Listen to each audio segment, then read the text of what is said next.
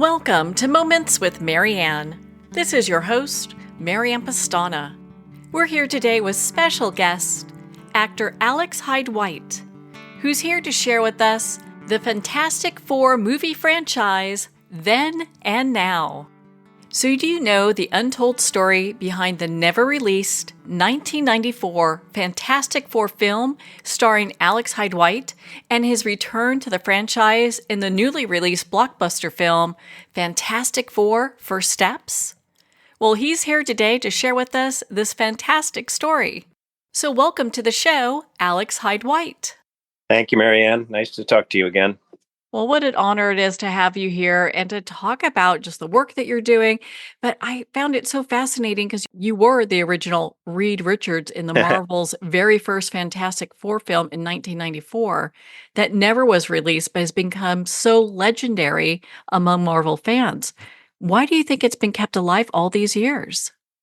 Well, the story behind it is that it was made almost in error.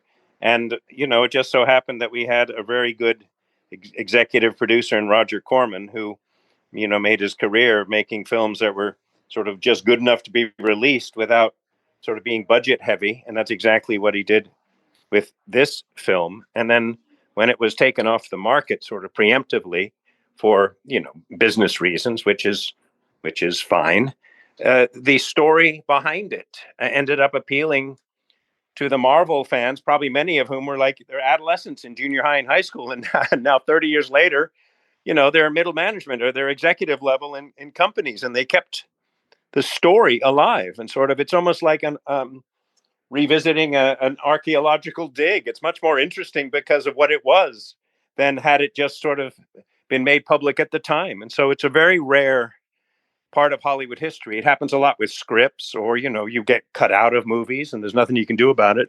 But it's very rare that it happened to a complete film. And then, of course, the pop culture, comic books became tent poles, became sort of part of the gross domestic product output of our culture, of our country. And so, we sort of grew along with it. We were bobbing out in the ocean, but we stayed alive. And suddenly we've sort of washed up on shore and we're bigger than ever. I just love that. And what's even more impressive is that you have a cameo in Fantastic Four: First Steps. Can you share a little bit about that? Well, that was sweet. That was completely them reaching out to us. They wanted to acknowledge all four of us. The film, the big film that they've made is, it's funny. And I said this to both Kevin and one of the other producers, Kevin, who runs Marvel, Feige, and then Mitch at the wonderful premiere that they had last week. We had to make a small film about a big story, and it was the origin story of Fantastic Four, which has never been done by the subsequent ones.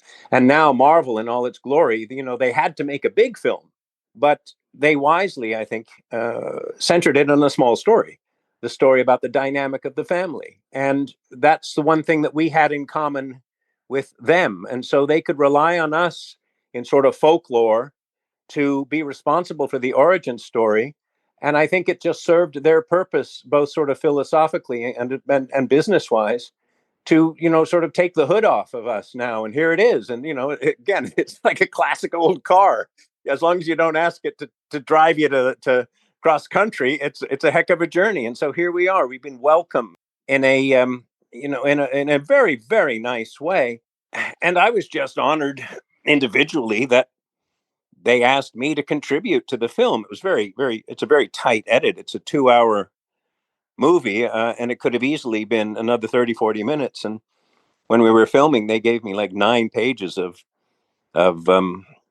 newscaster ABC anchor to read, and they ended up using a very nice happy cue. And I went back to add an additional line, which they sort of threw it in. And so they didn't have much room. I think what I'm saying is there really wasn't much room in their crowded store. So to use me as little and as much as they did is very, very pleasing, very satisfying. But the main thrust was that they wanted to acknowledge us, and they put all 4 of us, the 4 original stars, 2 of whom, Rebecca Staub and I, are still, thankfully, fairly active in the industry. They put us in, even in sort of postcard cameos. And This day and age, I think it's more about content and messaging. And if you can actually wrap that around a satisfactory story, which they've certainly done, more than satisfactory, then it satisfies the fan base. It satisfied us, and it certainly satisfied Marvel executives. So again, just a fitting end, or sort of a fitting codicil to what was an amazing, one of a kind story.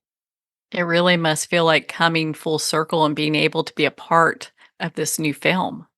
Yeah, well, I mean, look, bottom. Anytime you can be part of a summer blockbuster, that's what that's what I stay in the game for. A couple of years ago, I was in Nope, which was not so much a blockbuster, although it was a very successful film. But Jordan Peele is one of America's true talented writer directors on his way up, and Universal is behind him, and that bodes well for his continued story output. Marvel now has sort of reached a bit of a crescendo, I think, and they were relying on Fantastic Four to sort of remind their fan base and the industry in general that they can deliver, and they certainly have. And yeah, to be to be a pinch hitter on their all-star team, to get in at bat was terrific. Oh my goodness, that is so fabulous. Well, I have plans to see the film this weekend, and so without giving away too much, I know we really can't do that anyway, but is there a couple moments that fans should look for in the movie? Well, in the first act, it's sort of introducing the Fantastic Four and their role in society as sort of protectors of New York City. It's set in an alternate Earth, a different dimension, which means something to Marvel, because then there's a continuity. When they bring them from that alternate Earth to the others, then they can be part of the juggernaut of the Avengers and whatnot. So there is very clear thinking. So they used me as an ABC anchor to sort of color what the Fantastic Four's role is in the planet. They're sort of the saviors. So they're the protectors. They're like neighborhood watch, and they have these unique talents that are applied in sort of crime prevention ways. And then, of course, the second act is they're confronted with a galactic threat, and then the third act is the resolution. So I'm part of the first act, sort of send them on their journey phase very briefly, but it's a nice set. I looked like I don't know, maybe Peter Jennings with white hair for a few for a few moments, sitting behind the anchor desk, and my friends in New York who work in news and news programs and daytime television will, you know, uh, I hear CBS is looking for some new anchors, so come on. I I enjoyed it. The great thing about it is they had all the lines on the teleprompter. Oh my gosh, you'd be great at that too. So I liked my voice. I remember when we were filming it in May, one of the crew, an old timer, sitting on the side there, right next to the sound sound recorders. He came up and he said, "Alex, you really sound like a newscaster." And I go, "Oh yeah, it's fun. Thank you. Are you sound?" He goes, "No, I'm props." So when the prop guy likes you, you're okay. well, I mean, my goodness, and it must have been just so interesting coming from this place where you originated the role of Reed Yeah, Richards yeah, and yeah. to now see it played. I mean, how was that? Well, you never really know. I mean, look, we are armed as creatives, and I say that in sort of italics because talent is the ability to get work. But when we get work, if we can actually do something that has impact, or just satisfies the job of an actor. I heard Tom Hardy say recently, it's one of two things. It's either effective or it isn't. And in this instance, like I said earlier, the fan base is now matured and is turning this on to their next generation. And it was in evident, no more so than in the B-roll, in the behind the scenes footage during the 2 days we were down there and filming in Manhattan Beach in May. It was very extensive. They covered our return. They had interviews with us, and they promised if we wouldn't say anything, which we didn't, NDA'd up, that they would give us this footage. So I'm looking forward to seeing that.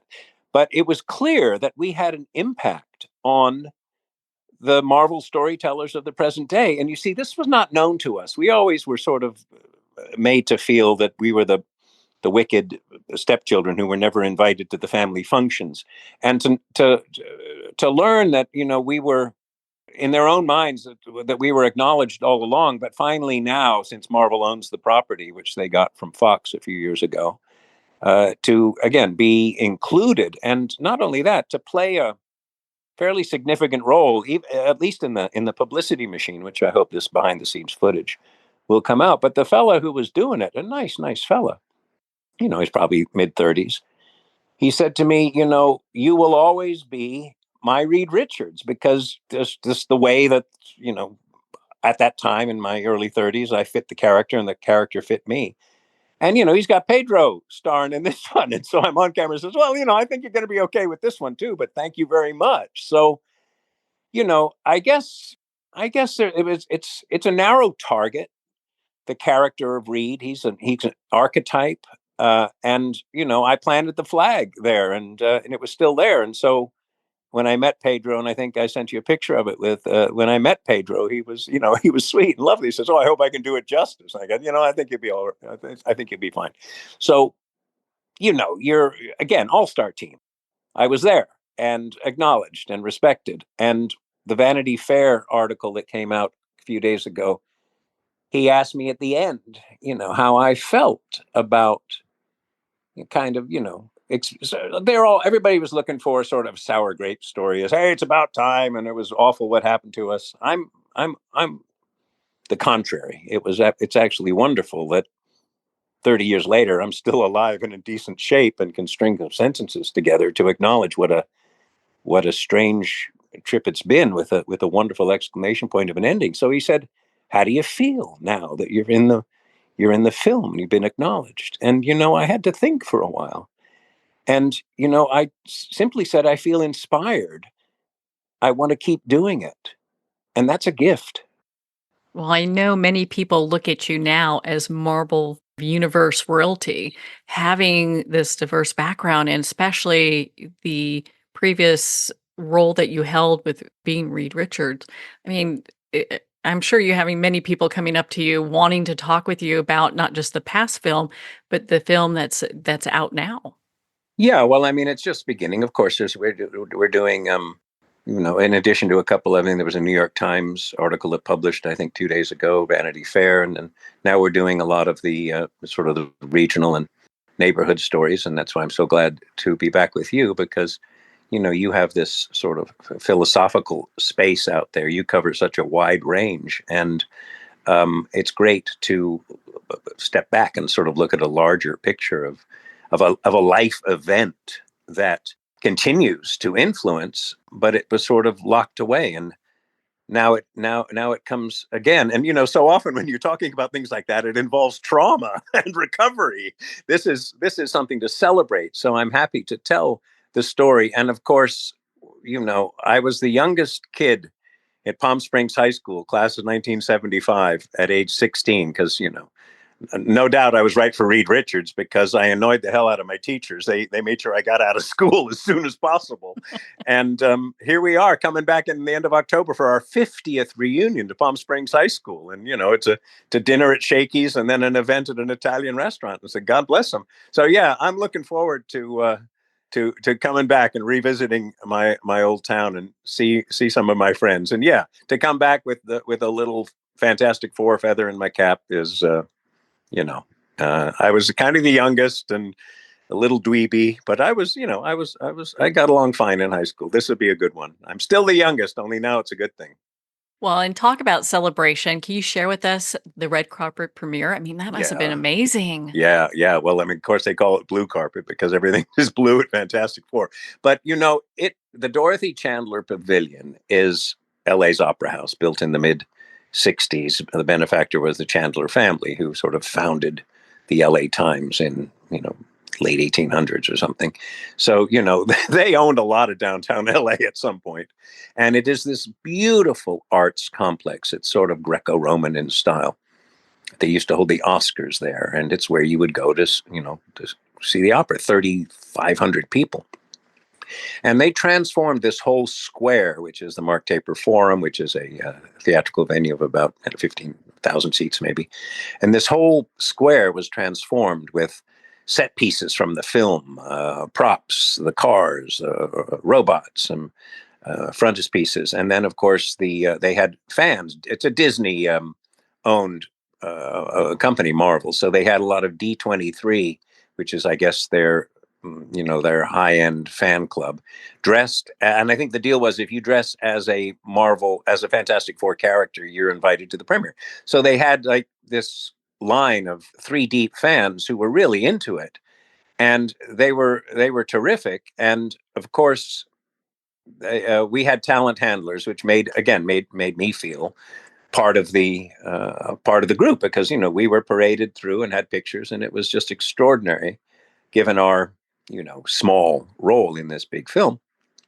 But once the main cast came by and waved to everybody, they asked me and Michael Bailey Smith, who's another actor in our film, if we would work the line. And of course, we're no fools. We actually worked the line as if we're trying to get votes. And so we stopped and did autographs, which is something that the main cast didn't have time to do, you see. And so we were embraced, and again, reminded by these, older fans. And when I say older, I mean, they're dressed in costume, and they're probably running the gamut from 30 to mid 50s. And they knew us. There was a familiarity, and there was a joy in meeting us. And of course, it was a joy in us being a part of it. But that was our role, in a way. And we stepped into it sort of accidentally, just like we accidentally stepped into our roles 30 years ago when we made this film over 5 weeks. We gave ourselves a wonderful remembrance, and I think in turn gave the fans. And so, film and drama and theater is all about the audience experience, not so much the actors. Nobody really wants to hear too much about what it felt like performing, when the audience can actually tell about what it felt like experiencing it. So that was great. And then after about an hour of that, we were invited inside. And I'm sitting in row G in the stalls. It's like the 8th row. I said, whoa, this is nice. And I had my lovely wife, Shelley, and my two boys, Jack, now, who's 24. He's in graduate school at USC in Annenberg School of Journalism. My older boy is 35 now.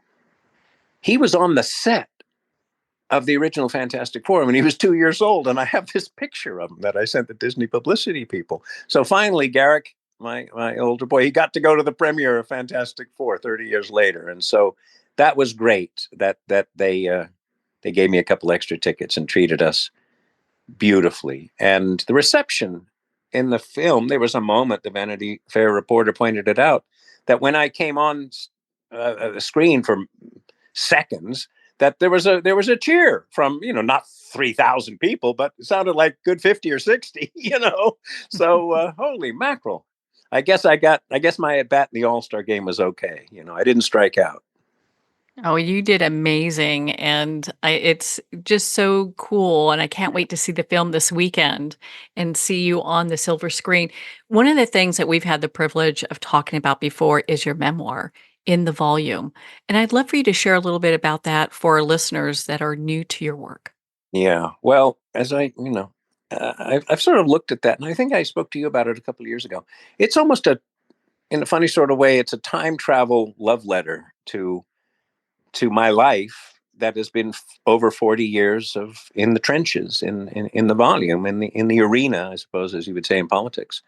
And if you're going to tell that story, then you put it all in, not just the summits, the peaks of which, the Fantastic Four then and now is certainly a peak. You got to tell the opposites, the struggles, the failures, the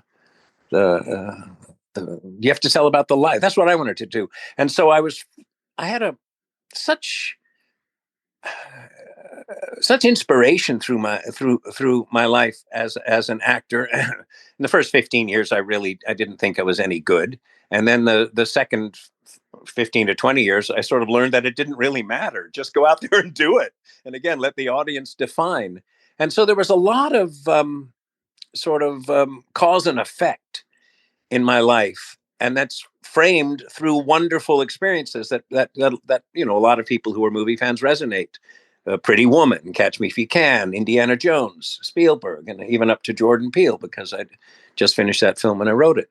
So there's enough for people to satisfy. Hey, that movie was interesting. Ishtar, for instance, which at the time was a huge disappointment. But again, it's a film that gets better with age. I'm in a lot of wonderful films. I've played small parts in big movies and big parts in small films. And my life as an actor has sort of lived in between that.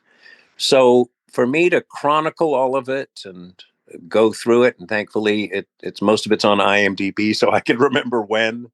Once I could remember when it was, I could remember being in Athens, running around the Panathenaic Stadium in the first Olympics, hanging out of a helicopter over Tower Bridge in my first film in England called Biggles, and working with Spielberg, waiting for the sun to set, things like that. Moments, like Rutger Hauer beautifully says in Blade Runner, I've seen moments in time. And then he says that you people, wouldn't understand. I don't mean that. I've seen moments, and I just wanted to remember them and put them down. And then, the world had 2 years in 1920 and 21 to do that. And it's out there. It's a heck of a memoir. I mean, friends of mine have been inspired by it and hear it. I think it's a good actor's book too, because it talks about, sort of living with the curse that we in the tribe sort of have. The only way you can do this is get enough work to justify it, or create your own. And this book was a product of creation. And I'd never really done anything that before. I produce a lot of audiobooks. I produced 2 independent movies in 40 years and like 500 audiobooks in the last 12. So I'm going to stick with that. So it's very satisfying producing other people's stories, many of whom, rather like yourself, could read it yourself. And, under the guidance, we get it out there. So that's very helpful. And I did my own audiobook. And so I was able to come full circle. Well, what a phenomenal career you have and continue to have. I went down that there's probably in the volume 2 coming up sometimes. Yeah, I'm trying to think of what do I call it? I have to ask Betsy, my friend in New York. Do I just call it More Noise? Well, Alex, you're such an inspiration. Where can our listeners and fans go to connect with you and learn more about the work that you're doing and just be part of your community? Well, thank you. Alex Hyde-White. It's if you can spell it, you can find it, .com, and it's up there. I have a nice little website, and my Punch Audio is our audiobook company. We have a good presence, and I got pictures, I got books. I'm happy to sign them and send them. So thank you for helping spread the word, and I hope in my small way that I can help your audience stick to their dreams, or at least enjoy my version of mine. Well, Alex, thank you so much for taking the time to be on the show with us here today. And God bless, Marianne. Thank you very much. Continued best wishes and good luck to you. Well, we're at the end of our time today. I'd like to thank everyone for tuning in. You've been listening to Moments with Marianne, where we make every moment count.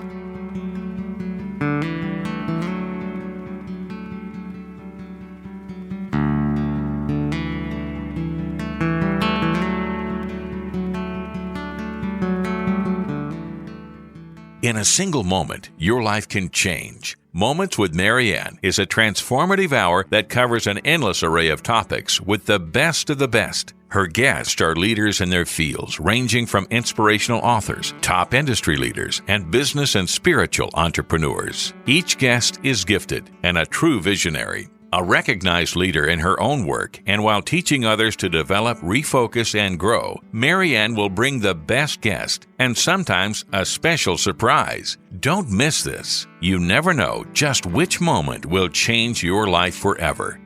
Make sure to tune in and visit momentswithmarianne.com for more information.